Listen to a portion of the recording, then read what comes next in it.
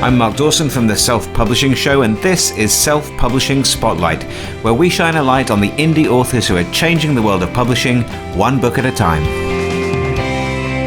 Hello and welcome to the Self-Publishing Spotlight. We meet indie authors at all stages of their careers and ask them a series of 5 questions. 5 questions about their process, their mistakes and their successes, 5 answers that will help you level up your own author career. My name's Tom Ashford and I'm part of the Self-Publishing Formula. Don't forget that you can get your self-publishing resource kit at selfpublishingformula.com/starter kit. This week's guest is Clare Connelly. She's written over 83 books in the romance genre and she lives in South Australia. Welcome, Clare. Hi, Tom. Thanks for having me. Great to have you on. So would you like to start by maybe addressing the fact that you've written over 83 books?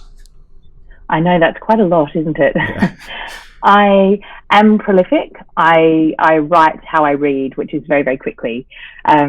I find once I get an idea for a book, I'm not able to settle to anything else until I've got it completely out. So when I write, I tend to just sit and I'll do massive word count days. So I will do sort of anywhere from 8 to 15,000 words when I'm on a roll. And that's just the process that works for me. I think that there's no one way to write a book. I think that if you're consistent and you write 1,500 words a day, then that's great. You'll still have a book. But for me, I'm just a nightmare when I'm writing until I've got the story out. Wow. So that's how you get 83 books. Be unbearable till you're finished. Yeah. Wow. Okay. Well, first question is, why do you write? So was there a reason that you started writing in the first place, like a particular romance novel that you wanted to sort of get out of your head? I've always loved romance and reading romance particularly. I think for me, it's a control freak mechanism. So I love reading, but we've all felt that frustration when you read a book that doesn't end how you wanted it to. Yeah. So when I started reading Mills and Boon, they're my first love, when I was 12, and by 15 had written my first Mills and Boon, which I did submit and was very wisely rejected. I think I was missing some of the requisite life experiences to write a Mills and Boon with any kind of authenticity. But I've always written. So I am one of those authors who has just written from a very young age. Not always books. You know, I wrote cooking blogs and all sorts of things. But when I was on maternity leave with my with my daughter, I sort of felt it was this amazing opportunity. I had good nappers, and if I was ever going to do it, I thought that was my time to really try to get a book out and see where it went. Yeah. And so obviously 83 books, you've got a lot of choice in terms of how you publish that. Are they all self-published, or are some of them with a traditional publisher? So I did finally succeed in becoming published with Mills and Boon, which was a lifelong dream for me. So I am hybrid. I continue to self-publish. That's how I began in May 2014. I self-published my first book, which was very much, it was actually a book that I'd written for Mills and Boon, which wasn't a good fit for their lines. So I was able to take that and self-publish it. And it was, I think, it was August 2016 when I met with Joanne Grant and pitched to her, and was very fortunate within about 6 weeks to have a 2-book contract with them. Yeah. And obviously with that many books, is it difficult to keep the story from going stale or anything? I imagine any genre, romance or sci-fi or thrillers, obviously, it's possible to, theoretically possible to run out of ideas. So how do you manage to keep it fresh over so many different novels? Well, stories are so character driven. And so I always start with my characters, and I find all of my characters are very different and their conflicts are different. So obviously in romance, conflict is key. And so long as I can come up with different characters and a different conflict and approach it from a different way, every single book I ever write is my absolute favorite book I've ever written. I feel completely loyal to that book. I think it's the best thing ever. I'm absolutely besotted by what I'm writing. So if I'm not dragged to the keyboard, then I feel something's missing, and I go back to the drawing board and work out why I'm not desperate to get the story out. Yeah. Okay. Well, question number 2 is, how do you write? So do you tend to plot the story out before you start writing, or do you just have an idea and see where it takes you? Yeah, so a bit of both. I think a lot of people tend to be plantsers, but I'm also what I call a micro plotter. So I like to know where I'm going, but I only need to know what's happening in that day's writing session.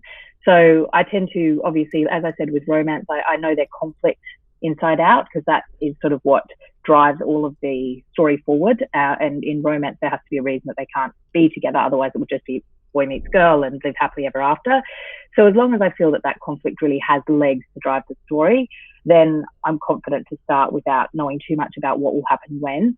I usually have an idea of how that conflict will erupt in a big black moment. So, and that will change often as I'm writing and I get to know my characters that little bit better. But I tend to read what I've written in the day right before I fall asleep, so that when I start in the morning, it's been sort of percolating overnight, it's fresh in my mind, and I don't do my thinking at the keyboard vitally in order to get those big word counts. I sort of have an idea of what I'm going to write, so when I sit down, I'm able just to get those words out. Yeah. And is there any particular software that you use in terms of things like Scrivener, Word, Vellum? Oh, I'm so boring. I'm a word girl. I think because they're so linear, romance novels. If I were doing a time slip or world making, then I can absolutely see the value of Scrivener, but I'm too afraid to learn something new, and Word works fine for me. Yes. I've only recently adopted Vellum, actually, about 6 months ago. Vellum is great. Yes. Okay, well, question number 3 is, are you a full-time author? If you are, how did you get there? And if you aren't, what steps are you taking to make it happen? Yeah, so I was very fortunate that, as I said, I published my first novel when I was off on maternity leave from a job that I absolutely loved and would have loved going back to. But it sold really well from the start. And looking back, I mean, I had no idea what I was doing. I was, sort of 2 glasses of Dutch courage in was the only way I got around to publishing, I think. And I mean, it amazed me how well it went right from the beginning. So it enabled me to pursue it as a full-time career straight off the bat, which was just wildly exceeded any expectations I had. And is there a particular time and place that you like to write each day? I am not fussy. I really can't be. If you could see the house that I'm sitting in talking to you, we live in a tiny little 2-bedroom bungalow, and I have young children. So I've actually written a lot of my stories during their naps, so I've had to wake up at 5 a.m. And I have been very pragmatic about this from the beginning. I really did want to make a go of it, which meant that if I didn't get my word count in the day, as soon as they were in bed, I would sit down at the computer and get some extra words in. And even if that meant, I was exhausted a lot of the time in those first 2 years. I felt like I was constantly robbing Peter to pay Paul to get the words down. But I was so motivated by the fact that I was seeing this success. And, that is exhausting, and it's quite difficult if you're not having that sales success, obviously, to push yourself. But I think that was very important to sort of hold myself to those deadlines from the very beginning. Yeah. So I in terms of writing time, I'm a little luckier now that they're both in school, and we do have some great after school care for them. So I write as a 9-to-5 sort of job. With that being said, I try to do 3,000 words an hour. So I do try to get sort of most of my work done in about 3 hours, leaving me free to do the business side of things in the afternoon. Yeah, wow. Okay, question number 4 is, what mistakes do you think you've made, and what have you done right? Yeah, I was thinking about this. Because I have done so quite well out of this, I feel like even my mistakes really weren't terrible. There are definitely things that I did which I wouldn't do now. Like in the beginning, I felt that it was going to be a bit of a vanity exercise, and so I used Amazon Cover Creator to make my covers. I didn't get my books professionally edited. I used Amazon cover images, which were just wildly inappropriate in retrospect for the books.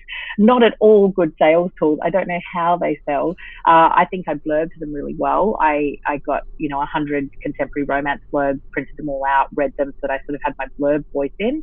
But obviously now my covers have all had an overhaul to much more accurately reflect the kinds of stories that there are inside. I think what I did right was I always put the next book in the back of the book that I'd released. So, and certainly before I did a freebie, I would update the back matter to reflect the most recent book that I was releasing, so that anyone who took advantage of a free or discounted book would sort of be a loss leader and drive them to my latest release. And that was from that was my first book that I started doing that with. So that, looking back, was one of the cleverest things that I lucked into doing. Right. And question number 5 is, what's your final piece of advice for authors starting out in indie publishing? I think that there's no one-size-fits-all advice. It's there's no one course of action that will guarantee success. But I think first and foremost, it's you're a writer, so honing your writing is very important. That's obviously, you can do everything else and you might see some sales success with one book, but in order to have a real career, you have to make sure you're putting the best book out there. But your listeners will know that sort of goes without saying. I think the other thing is to be really nimble. With self-publishing, you're taking on the publishing professionals and the industry changes on a dime. So you really have to be constantly looking at what's working for other authors, what's working for you. What was working 3 months ago might not work as well now. At the same time, you don't want to be knee-jerk. You want to ride out some little trends in the market, but constantly upskilling and educating yourself, doing courses, and going to conferences is just so important, because as I say, we are pitting ourselves against big publishers when you self-publish. So you need to be completely professional and put the best product forward. Yeah, that's good advice. And those are your 5 questions. I've got one extra one though. It's apologies if you covered it earlier. But when did you release your first book? So it was May 2014. Okay. So that's, and trying to work out how many books a year that might be. I try to work that out too, and it does make my head spin a bit. But I write fast, and that's not for everybody. But for me, it's the only way that I can be a sort of semi-fun person for my family. I have to sit down, I have to get the books out, and that's just how it works for me. Yeah, I mean, like you said, it works differently for everyone. I mean, Mark, I think, pushes to get 4 books out a year, but by the time that this comes out, we'll have had Amanda Lee on the Self-Publishing Show podcast, and she does 2 a month. This is crazy, right? And so actually this year I have written a heap, but I've only released 4 books through self-publishing. So, and it's been my biggest year yet in terms of sales and income, which has been really fantastic for me to see that I could take the pedal off a little bit, take the gas off a little bit, and still see that growth and see the reader retention. It's that I'm contracted to do a lot of Mills and Boons at the moment as well. That's really seeing me having quite a high output of words and books. Yeah. Well, great. Thank you very much for coming on and for sharing some wisdom with our listeners. Absolute pleasure. Thank you so much for having me.